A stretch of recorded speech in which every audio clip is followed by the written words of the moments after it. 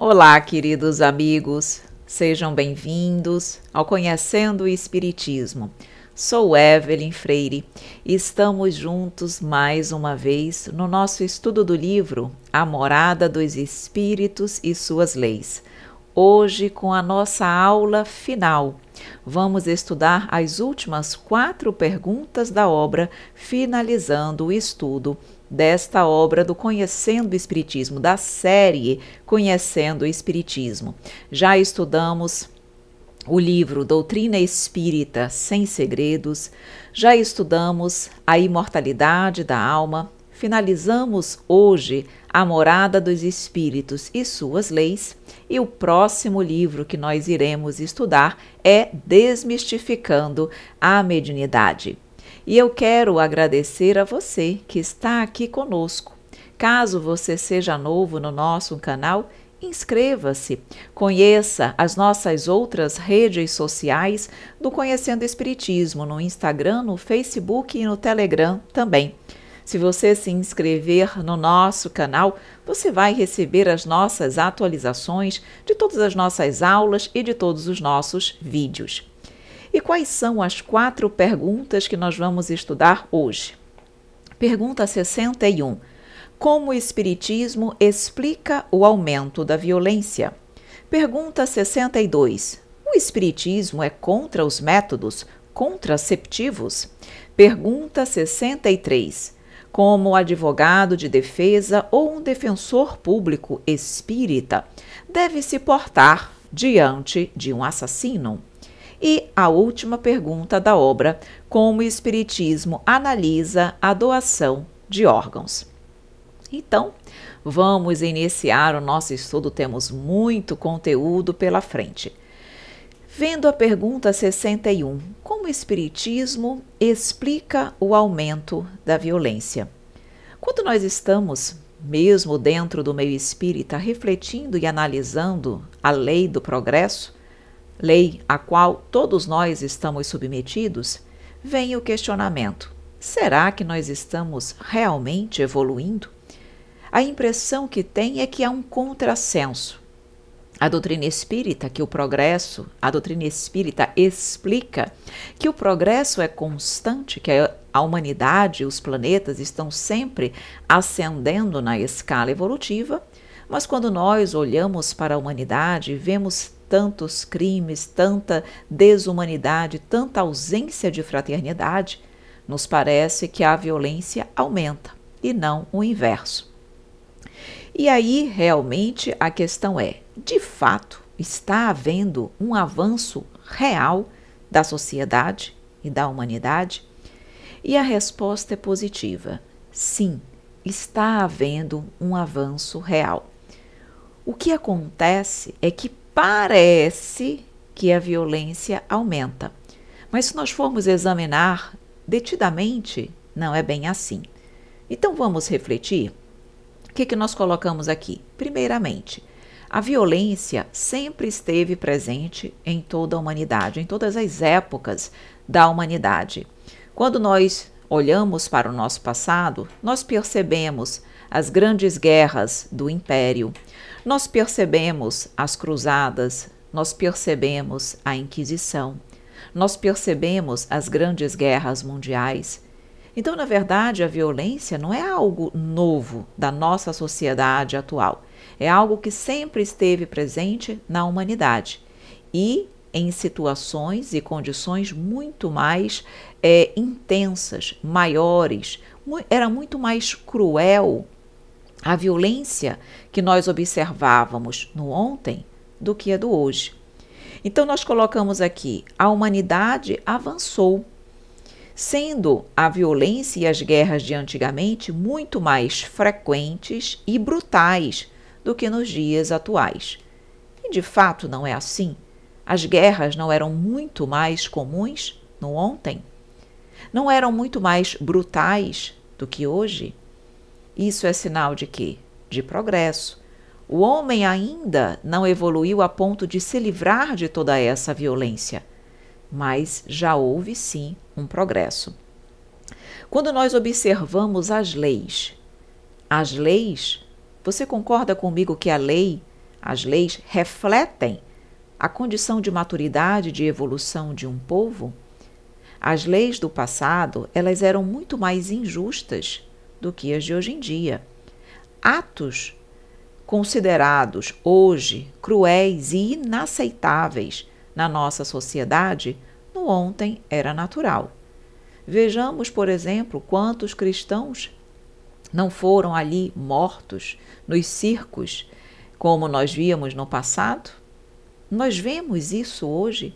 As nossas leis permitem determinadas condutas que no ontem eram permitidas? Não. O que isso significa? Avanço, progresso, diminuição da violência, porque a violência reflete, naturalmente, um coração ainda imperfeito. Então, nós ainda temos imperfeição? Temos, por isso ainda há violência, mas a graduação dessa violência, ela é menor. Colocamos aqui também, junto às grandes desigualdades atuais, nós já podemos identificar amplas iniciativas em defesa das causas humanitárias, fato considerado inédito no passado. Isso demonstra o quê? Igualmente, a lei do progresso se fazendo presente. Percebam, então, que a violência, ela vem diminuindo, sim. Mas por que, então, que parece que hoje o mundo é mais violento? Porque nós trazemos aqui um outro fator importante. Os meios de comunicação são muito maiores. Hoje, algo que acontece no outro ponto do globo, nós sabemos imediatamente, em função da globalização, da internet, enfim, do mundo virtual. No passado, uma situação de violência que acontecia podia nem chegar ao conhecimento de outras pessoas que estivessem em outras áreas, em outros países, em outros continentes do planeta. E hoje tudo se sabe. Então, como se dá muita notícia ao que não é bom, como se noticia de forma exagerada a violência, nós recebemos uma carga de informação gigantesca e realmente temos a impressão de que a violência hoje é maior. Não é, apenas nos chega ao conhecimento aquilo que antes não chegava. E tem ainda um outro fator bem interessante que vale a pena e que é importante nós comentarmos. E foi trazido ao nosso conhecimento no livro Nas Fronteiras da Nova Era, de Sueli Caldas Schubert. O que nos é informado nesta obra? Que Chico Xavier, no ano de 1958, teria comentado uma observação de Emmanuel. E ele disse o seguinte, que naquela época, os portões do umbral, a partir daquela data, de 1958, os portões do umbral estavam sendo gradativamente abertos, oportunizando a reencarnação de muitos espíritos ainda retardatários e voltados para o mal. E que os portões do umbral estavam sendo abertos como uma última oportunidade para que esses espíritos, ao estarem na Terra, ao terem a oportunidade de conviverem numa sociedade um pouco melhor, com mais recursos tecnológicos, com mais moralidade, com tantas religiões, com livros, com tanta influência positiva, que eles pudessem mudar o seu coração, escolherem o caminho do bem. E, em função disso, esses espíritos que estavam, não vou dizer presos, mas estavam ali no plano espiritual, de uma certa maneira retidos, eles reencarnaram em grande quantidade. Então, nós temos hoje reencarnados no planeta muitos espíritos ainda belicosos, muitos espíritos ainda imperfeitos. Alguns deles aproveitaram e estão aproveitando a reencarnação para se modificarem e adquirirem a condição de permanecerem no planeta, quando ele realmente a caminho do mundo de regeneração. Mas muitos não. Muitos continuam presos, aprisionados aos seus vícios, aos seus equívocos, trazendo violência, desamor à sociedade. Então, de fato, nós temos hoje espíritos mais imperfeitos e belicosos reencarnados simultaneamente conosco, de modo também, claro, a mostrar ou fazer ou nos dar a perceber uma violência muito grande na humanidade. Mas o fato de esses espíritos estarem reencarnados não significa um atraso evolutivo do nosso planeta. Significa apenas que uma nova oportunidade a eles foi dada, que se eles aproveitarem, ótimo, permanecerão no planeta, e não sendo aproveitada, eles serão exilados, serão recambiados para outros orbes compatíveis com a sua condição evolutiva. Mas isso, de modo algum, significa diminuição do progresso, diminuição da depuração a qual o nosso planeta está passando. Nós trouxemos aqui para vocês um slide exatamente abordando essa questão.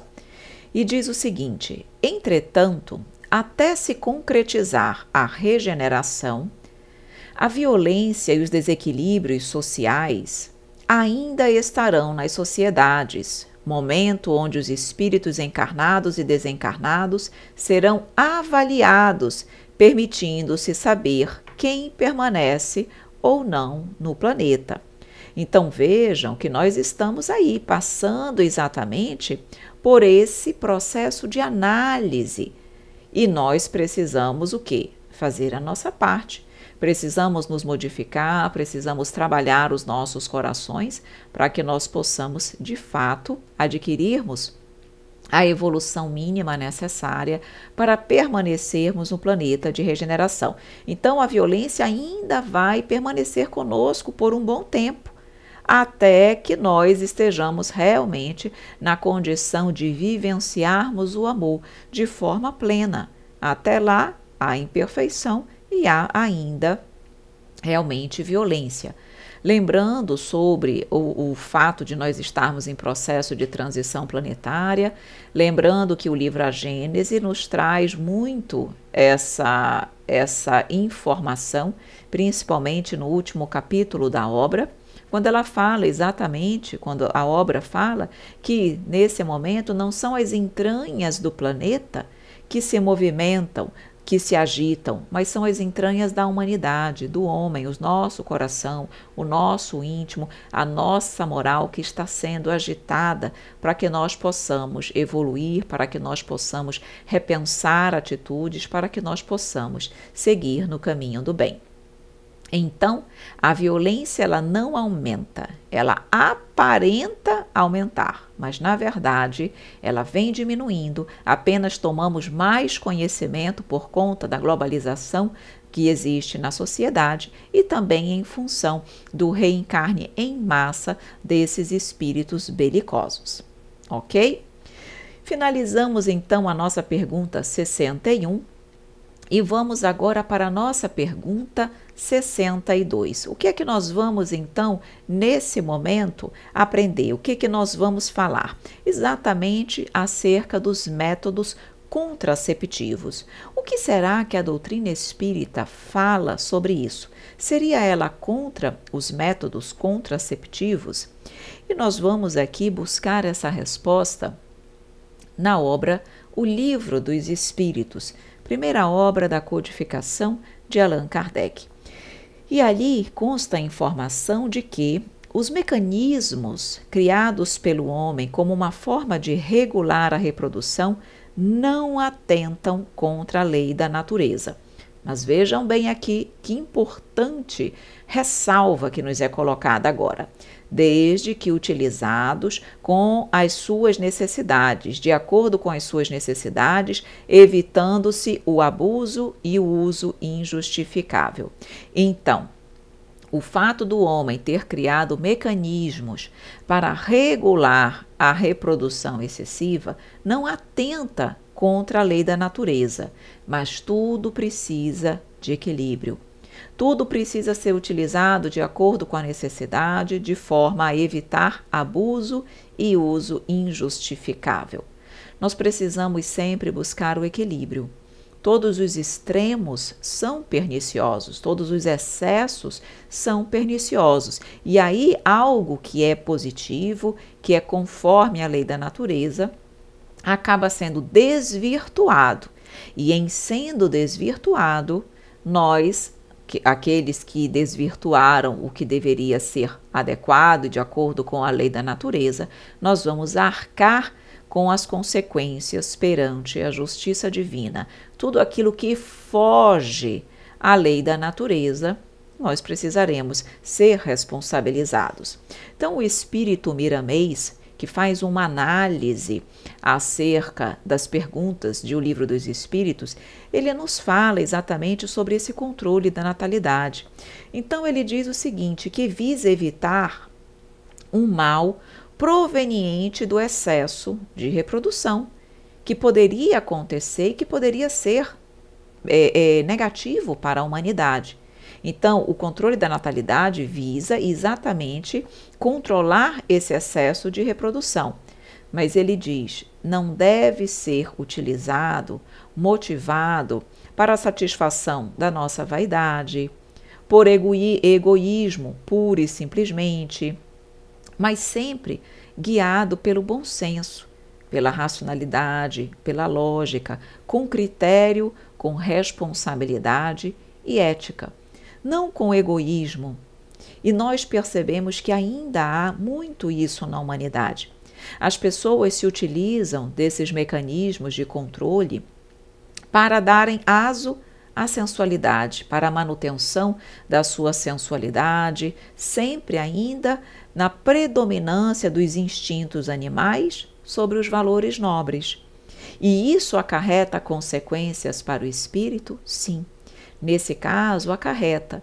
Então, cada um de nós precisa realmente fazer uma análise do porquê e do para que se utiliza de métodos contraceptivos.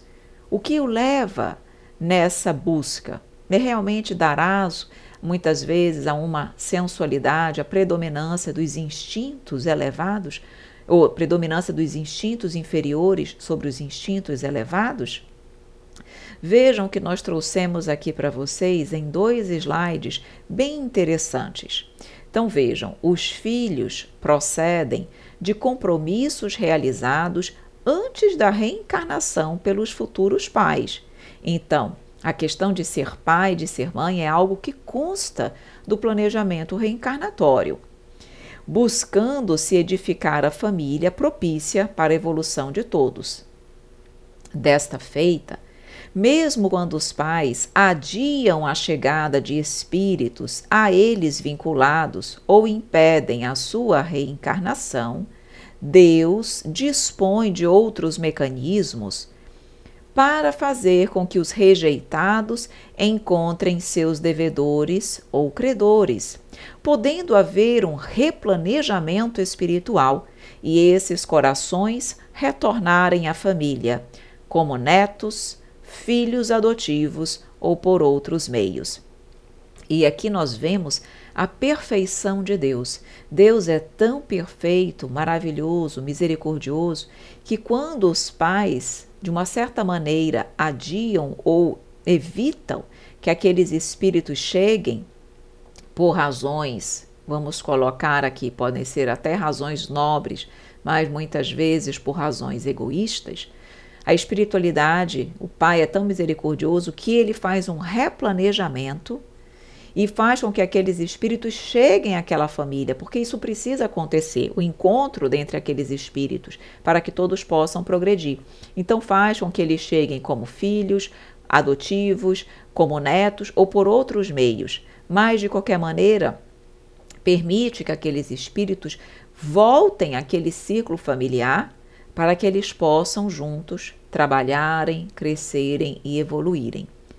Vejam que a espiritualidade tudo procura fazer para que as coisas aconteçam conforme a nossa necessidade de aprendizado. Embora Papai do Céu respeite o nosso livre-arbítrio, nós muitas vezes, quando impedimos de filhos virem ao mundo, nós vamos ser responsabilizados. Então, o que me motiva para isso vai ser examinado. Então, Aqui a questão é sempre o bom senso.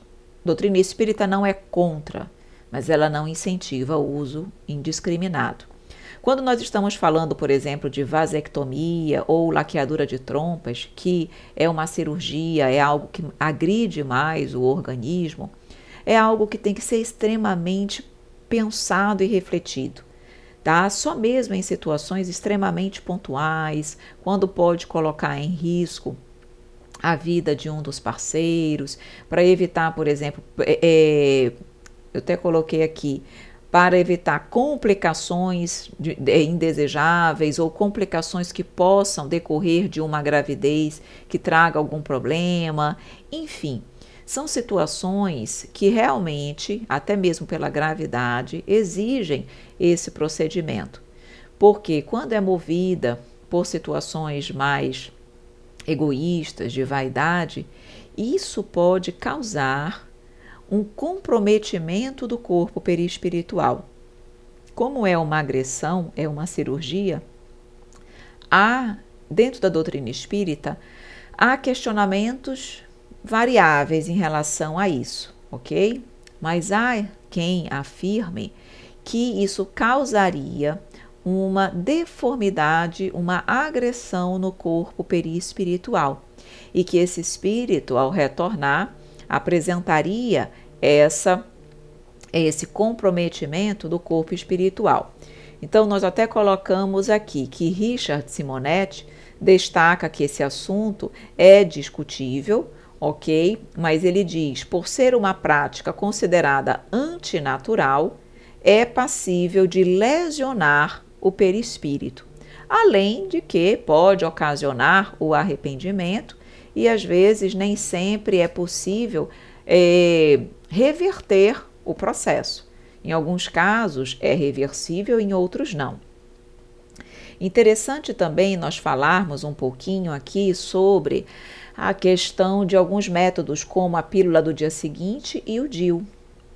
Quando nós estamos estudando a doutrina espírita, ela nos mostra que a ligação do espírito ao corpo se faz na hora da concepção.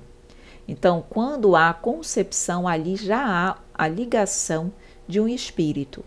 E qualquer método contraceptivo que atue depois da concepção é considerado um método abortivo e, como tal, deve ser evitado pela doutrina espírita, porque a doutrina espírita, ela não é favorável ao aborto. Então, a pílula do dia seguinte é o caso. Já pode ter acontecido a concepção e a ligação de um espírito. Então, ela é abortiva. No caso do DIU, em relação ao DIU, também há uma certa divergência entre alguns estudiosos. Mas a Associação dos Médicos Espíritas, a posição majoritária é no sentido de que é abortivo também, que em determinadas situações o DIU ele evita o desenvolvimento da gravidez, mesmo depois de ter acontecido a concepção.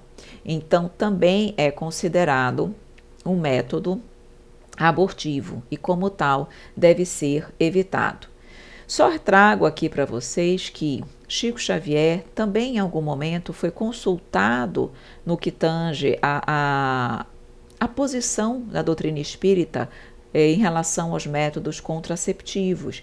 E ele igualmente veio nos dizer que os conceitos da ciência e da vida familiar devem ser por nós todos respeitados. Então ele diz que os anticoncepcionais, por exemplo, não chegaram à Terra sem uma finalidade justa. Nada é por acaso. Então, os anticoncepcionais vieram para promoverem esse controle. É muito melhor você controlar a natalidade do que você buscar o aborto por conta de uma gravidez indesejada. Então, é claro que tudo pode ser utilizado com bom senso. Tudo que vem da ciência vem para exatamente como uma permissão de Deus para aliviar, diminuir os sofrimentos do homem. Cabe a nós utilizarmos com bom senso, certo? Então, Divaldo Franco também diz que os métodos contraceptivos decorrem da lei do progresso, é uma forma de dignificar a vida. E realmente é muito mais saudável o uso dos mecanismos restritivos à fecundação do que promovermos o aborto, como havíamos comentado, certo?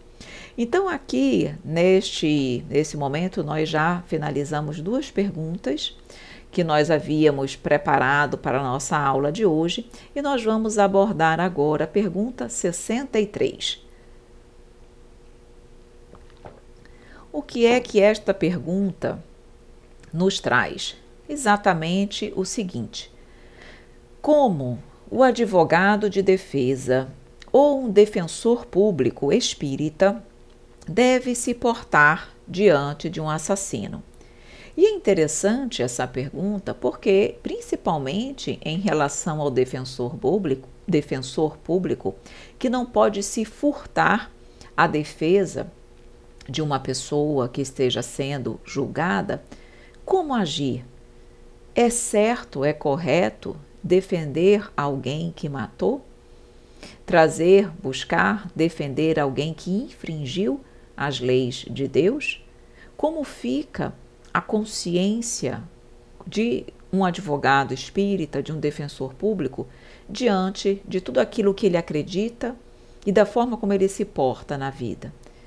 Estaria ele agindo incorretamente ao defender um criminoso? Então, a doutrina espírita, ela veio exatamente também trazer luzes sobre isso. Então, vamos lá. Primeiramente, quem é cristão, quem pratica a lei de Deus, quem procura viver o bem, deve fazê-lo em todos os momentos. Na sua vida cotidiana, no seu trabalho, junto aos seus amigos, na casa e no templo que frequenta. Quem é correto, lícito, honesto, probo, deve sê-lo em todo lugar. E eu estou dizendo isso já para começarmos a refletir que, de igual maneira, né, com esta conduta, ele deve se portar na sua vida profissional. Qualquer profissão que nós exerçamos, nós podemos e devemos agir com ética. Talvez você esteja se perguntando, então a resposta é negativa, não deve defender? Não disse isso. Vejam, o advogado de defesa ou defensor público, ele está ali com uma responsabilidade perante a sociedade, perante o Estado. Todas as pessoas merecem uma defesa, não é verdade? Está na lei. Todos merecem uma defesa. O que cabe, prestem atenção que agora é a ideia central da resposta e dessa pergunta. Eles merecem uma defesa. Logo, o advogado de defesa e defensor público devem, por profissão, por dever de profissão, defendê-los. Todavia, não significa usar de meios escusos, ilícitos, inadequados, de mentiras para salvar aquela pessoa, aquele criminoso que está em julgamento. É agir com ética, é agir com licitude. Exemplo, nós não estamos falando de um assassino? Se ficar demonstrado, se o advogado ou o defensor público tiver a certeza de que aquela pessoa realmente matou, ele não vai buscar artifícios para atestar ou defender a ausência de autoria daquele crime, se ele já sabe que a pessoa cometeu o crime. Nesse momento, qual é a postura correta em conformidade com as leis de Deus?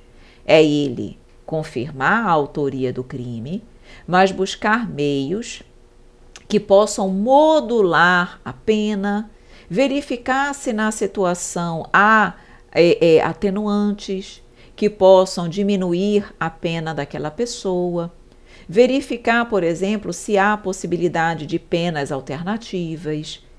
Isso é legal, isso é justo, isso é probo. Não é buscar artifícios para negar a autoria de algo que ele já sabe que foi cometido. Percebam que num caso ele está sendo mentiroso, está buscando enganar a justiça, no outro não. E é assim que ele deve se portar, com legalidade, justiça e ética. Em situações, por exemplo, onde o próprio assassino mente para o advogado ou o defensor, e o defensor pugna por uma defesa, acreditando naquilo que lhe é dito, ele vai ter responsabilidade perante a lei de Deus? Claro que não, porque ele não teve a intenção, ele não sabia.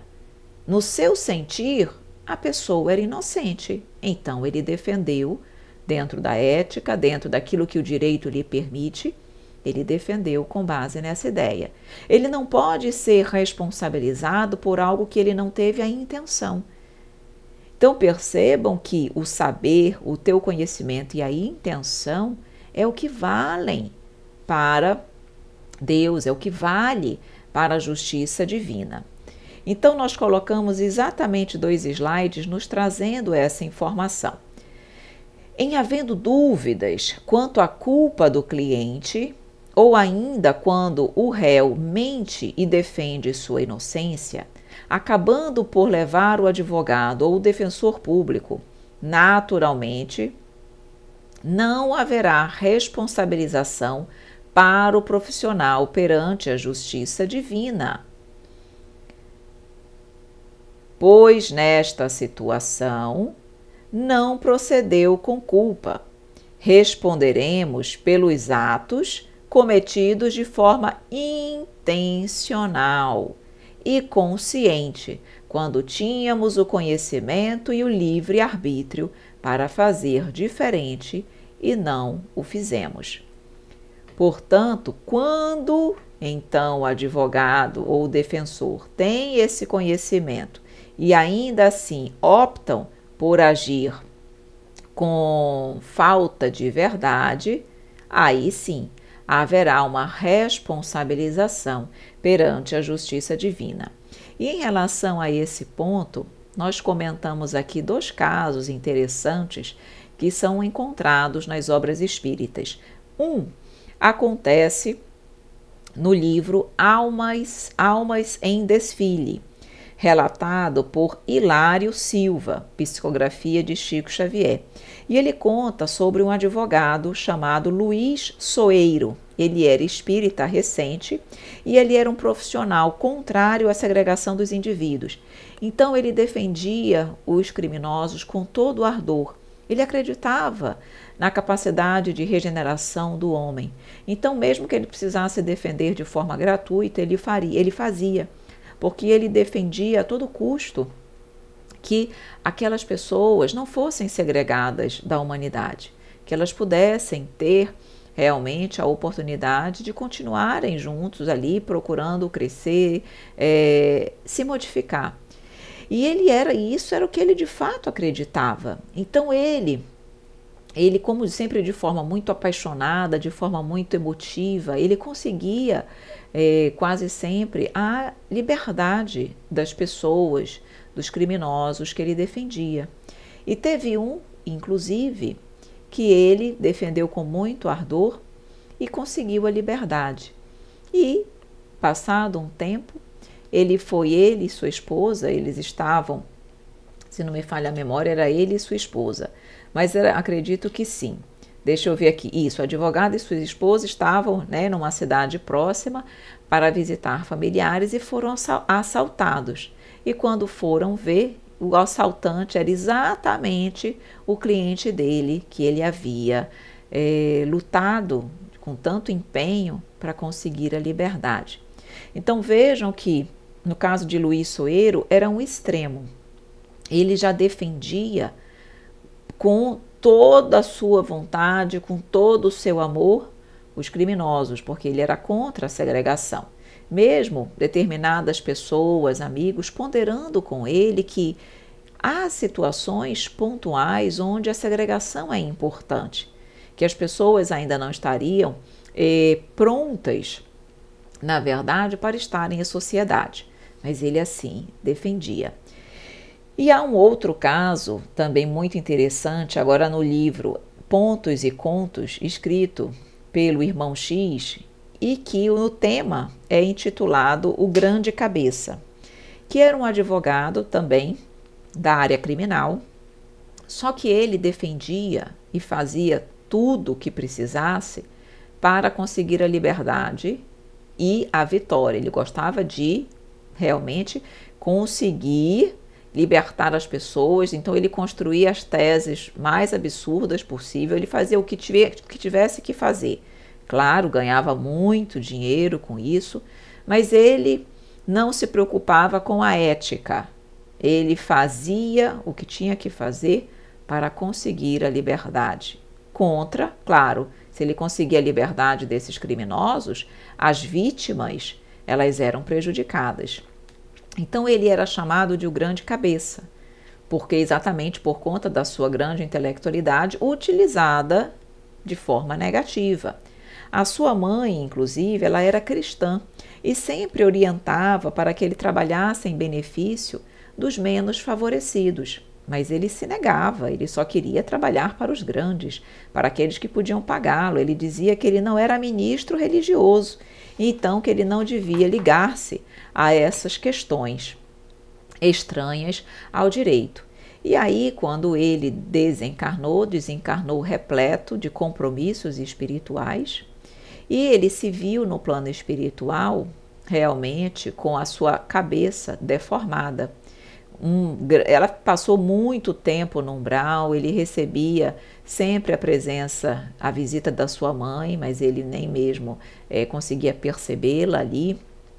E, na verdade, foi dito à mãe que, em função de todos os males, do uso da inteligência para coisas negativas, ele estava daquela forma, deformado na sua mente, no seu desequilíbrio. Ele encontrava-se como que numa total desarmonia mental no plano espiritual.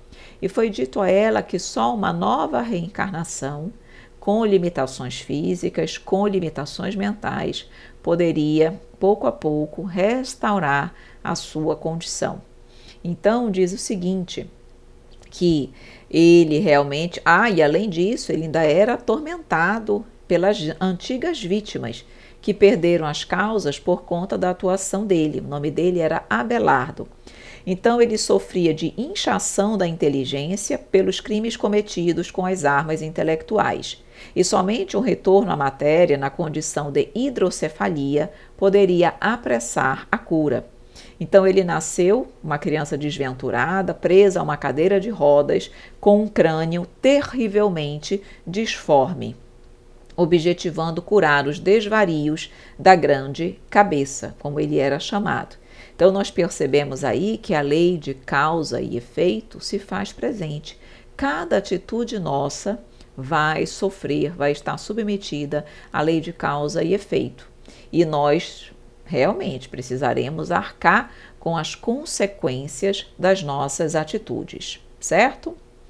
E para nós finalizarmos, vamos agora adentrar na nossa última pergunta do nosso livro,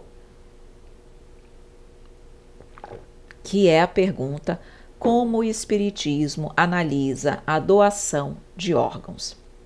Então vejam bem, a doação de órgãos, meus queridos amigos, é um ato de amor, é um ato de caridade. E todo ato de amor, de caridade, de renúncia de si mesmo pelo próximo é agradável a Deus. Então, a justiça divina, o Pai, fica feliz quando vê que um filho opta em doar seus órgãos para outras pessoas necessitadas. Analisemos bem o que é mais correto: resguardarmos um corpo morto ou proporcionarmos a manutenção da vida para outras pessoas? Manutenção de um cadáver ou realmente a manutenção da vida? Com certeza, a manutenção da vida. Então, a doação de órgãos, ela é, sim, aplaudida pela doutrina espírita, porque denota desapego às coisas materiais, desapego ao corpo, que aquele espírito não mais necessita. Nós não vamos mais precisar do nosso corpo físico na erraticidade. Então, para que manter aquele cadáver? Certo? Aqui nós trazemos também 3 slides bem interessantes para você, para que nós possamos continuar as nossas reflexões. Então vejam, precisamos ter em mente que nada acontece sem que o Pai assim permita. Os avanços científicos são autorizados pelas instâncias superiores para amenizar a dor das criaturas, estando tudo sob a orientação de Jesus. Então, mais uma vez aqui, vamos trazer sobre a importância da ciência no desenvolvimento da humanidade e na diminuição das dores e dos sofrimentos da humanidade. A medicina, portanto, pode ser encarada com as bênçãos de Deus na Terra, em auxílio à humanidade. O recebimento de uma doação de órgão é, sem sombra de dúvidas, ato proveniente da misericórdia divina, agindo para amenizar as dificuldades da vida material e concedendo uma moratória à criatura. Certamente se espera que o ser humano beneficiado possa aproveitar as novas oportunidades da atual existência para crescer e evoluir espiritualmente, voltando-se para Deus. Então vejam que é uma moratória que aquela pessoa recebe, oportunidade de permanecer na Terra, e cabe às pessoas beneficiadas aproveitarem muito bem essa oportunidade, aproveitando o tempo que ganhou para crescer espiritualmente, para desenvolver as suas riquezas do espírito, da alma, aproveitando muito bem aquele tempo. É isso que deve ser feito. Nós vamos aqui exatamente também avaliar tem outros pontos que nós vamos avaliar em relação à doação de órgãos, certo? Mas nós precisamos, então, nesse momento, abordar o seguinte: nós, quando estamos falando de doação de órgãos, pensamos sempre no caso de eu doar. Não sei se eu vou querer doar, não sei se eu já estou pronta para doar. Nós precisamos pensar que hoje eu posso estar na condição de doador, mas amanhã eu posso estar na outra ponta. Eu posso estar na condição de precisar de uma doação. E ali eu estarei pedindo e orando para que um coração bondoso possa doar, possa realmente permitir que os seus órgãos sejam doados e a minha vida possa ser salva. Então, quando nós nos colocamos no lugar do outro, fica um pouco mais fácil de nós compreendermos a importância que é a doação de órgãos. Um outro aspecto sobre este tema é exatamente se haveria uma repercussão no corpo perispiritual do espírito que desencarna e que ficou sem aquele órgão. Então, há o falecimento de uma pessoa, há ali a retirada de um órgão para a doação. Nós sabemos que o espírito é eterno. O espírito desperta no plano espiritual. Quando ele desperta, ele vai ver-se de que forma? O seu corpo perispiritual vai estar ali com ou sem aquele órgão que foi doado?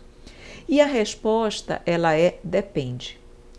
A depender da condição evolutiva do espírito que desencarnou, do seu conhecimento acerca da vida espiritual, do seu apego ao mundo material, ele poderá ou não ver-se sem aquele órgão, certo?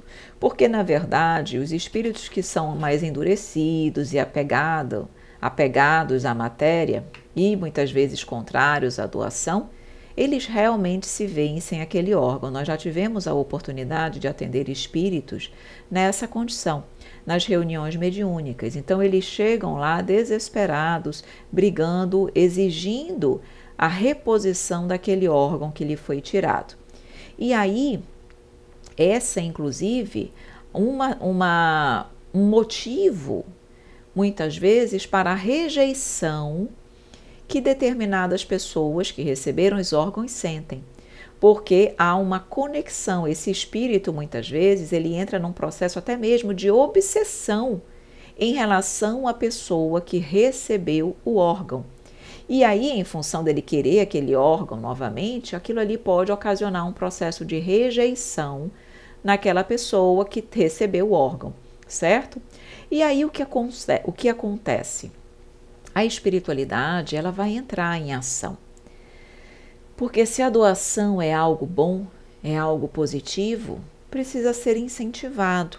E o próprio espírito que passou por essa situação, ele precisa ser esclarecido sobre isso. Então, muitas vezes ele é levado a uma reunião mediúnica ou ele obtém esse esclarecimento direto com os espíritos que evoluídos e que vão lhe orientar e vão lhe esclarecer, mostrando que o corpo perispiritual não precisa do corpo físico, que o corpo perispiritual, na verdade, ele reflete aquilo que a gente pensa, o meu pensamento e a minha vontade, que eu não estou mais na matéria física e aquele órgão não tem mais utilidade nenhuma para mim, mas tem para aquela pessoa que foi beneficiada. Então, quando você tem a oportunidade de explicar e mostrar que aquele ato foi um ato de caridade, que representa o amor, e que o amor é o sentimento mais nobre que existe no universo, aquele espírito ele vai entendendo, ele vai compreendendo e ele se desapega daquele órgão, ele fica bem. E a pessoa que recebeu também fica bem. Além do fato de que a pessoa que... Isso é comum.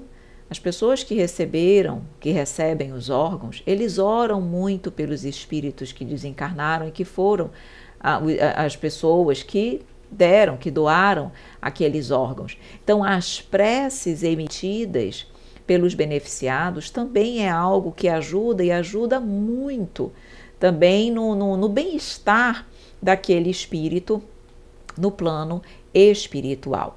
Então, nós precisamos sim trabalhar sempre o esclarecimento para que tudo possa se ajustar com tranquilidade, com bom senso, com harmonia. Então, nós colocamos aqui o seguinte, que o esclarecimento acerca dos benefícios auferidos pela doação, as preces emitidas. E aqui faltou eu falar que a espiritualidade, os benfeitores espirituais, eles também entram em ação para ajudar o espírito desencarnado, porque muitas vezes o espírito desencarnado ele fica sentindo dor onde ele perdeu aquele órgão, tá? Por conta ainda do seu apego à matéria e tudo isso. E a espiritualidade vem em seu auxílio, amenizando essas dores e esclarecendo para que ele possa ficar bem. Então a espiritualidade é sempre maravilhosa. E com isso eles vão ali ajudando na recuperação do espírito desencarnante, certo? E outra coisa interessante é que, mesmo em situações onde ainda não houve a completa separação do espírito do corpo, porque nós sabemos que o processo de desligamento do corpo perispiritual, ele acontece em fases, ele é gradual, não é morreu o corpo físico, o espírito já foi desligado, não. Pode demorar horas, pode demorar dias. Então, o que acontece? Como o órgão ele tem que ser retirado imediatamente, a espiritualidade entra em ação também para evitar impressões penosas para o desencarnante. Como a doação de órgãos é um ato de bondade, de amor, a espiritualidade ela vai ajudar aquele espírito que permitiu ou que realmente foi tocado pela bondade, pela caridade, vai ajudar para que ele não seja punido com impressões negativas, exatamente por estar fazendo a caridade. Então, a espiritualidade vai entrar em ação para ajudar aquela pessoa. Um outro questionamento que se faz é se a doação de órgãos faz parte do planejamento reencarnatório da pessoa que é beneficiada, tá? Vejam bem, pode fazer, mas planejamento reencarnatório não consta todos os detalhes da vida da pessoa. Com certeza, ou muito provavelmente, a doença que acometeu aquela pessoa estava no planejamento reencarnatório. Que a pessoa seria acometida de uma determinada doença, ela poderia até vir a falecer ali ou não. Então, a doação de órgãos, ela muito provavelmente, ela poderia constar como uma das possibilidades para a vida daquela pessoa, a depender da sua conduta, da utilização da boa ou da inadequada utilização do seu livre-arbítrio, ele poderia ou não ser beneficiado com uma doação de órgãos, ganhar ou não uma moratória na sua permanência aqui na Terra. Então, isso poderia ser previsto? Sim. É possível que determinadas pessoas ganhem moratória? É. A função, em função do bem que se faz, a espiritualidade observa que aquela pessoa, naquele momento, ela é útil para a Terra, para a humanidade. Ela está contribuindo com a humanidade. Então, é melhor que ela fique mais um tempo encarnada, ajudando a humanidade, do que retornar, naquele momento, à esfera da espiritualidade.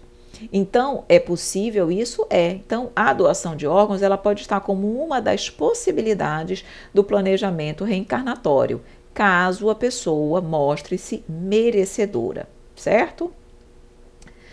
Uma outra pergunta referente a isso que as pessoas fazem é se o beneficiado com a doação passa a receber alguma influência fluídica e vibracional do órgão transplantado. E aqui, nesse caso, o espírito André Luiz, no livro Evolução em Dois Mundos, ele explica que não, porque ele diz o seguinte, que a célula, após ser retirada do corpo humano original, perde o comando mental que a orientava, ou seja, perde o comando mental do antigo espírito, do antigo corpo que o comandava, adaptando-se ao organismo do transplantado. Então, o órgão, ao ser transplantado, ele já vai se ressentir, se adaptar, se moldar ao pensamento e às vibrações daquela pessoa, do paciente que recebeu o órgão doado. Então, meus queridos amigos, o que nós podemos perceber em relação à doação de órgãos? Que ela deve, sim, ser incentivada e estimulada entre as pessoas. Pelo exercício, quem exercita o amor, a caridade, o desprendimento, conseguindo desprender-se desses apegos e ajudar as pessoas, com certeza será ajudado e isso contará de forma positiva no plano espiritual, em seu benefício, diminuindo o seu sofrimento, diminuindo o tempo necessário para ficar bem e se restabelecer no plano espiritual. Tudo aquilo que nós fazemos de bom para os outros é contado em nosso benefício, certo?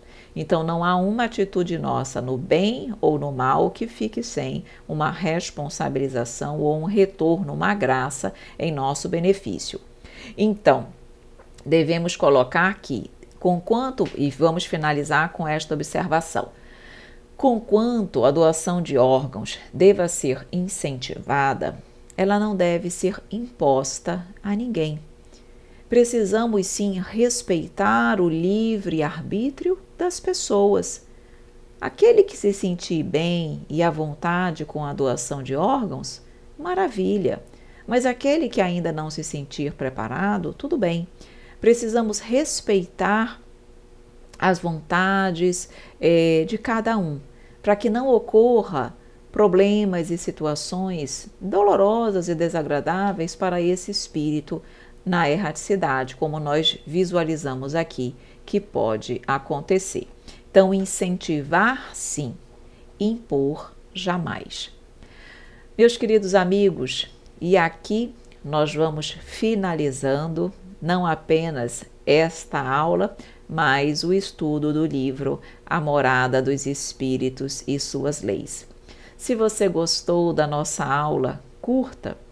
Caso você tenha ficado com alguma dúvida, coloque nos comentários do vídeo e nós vamos responder com muito carinho para você. E caso você ache que o conteúdo deste vídeo vai fazer bem a alguma outra pessoa, fique à vontade para compartilhar o link. Meus queridos amigos, eu só tenho a agradecer pela sua presença, pela sua companhia, por você ter estado conosco em mais este estudo. Que honra tê-lo conosco, espero que você tenha gostado desta obra. Nós escrevemos com muito carinho e procurando realmente trazer mais esclarecimentos acerca de tantas dúvidas que nós temos, e a doutrina espírita sempre de forma muito tranquila, com muita lucidez, nos explica. Espero então que você tenha gostado. Espero que você possa continuar conosco, nos aguardando no próximo estudo, que será do livro Desmistificando a Mediunidade. Queridos amigos, um grande beijo, um grande abraço e até o nosso próximo encontro, se Deus quiser.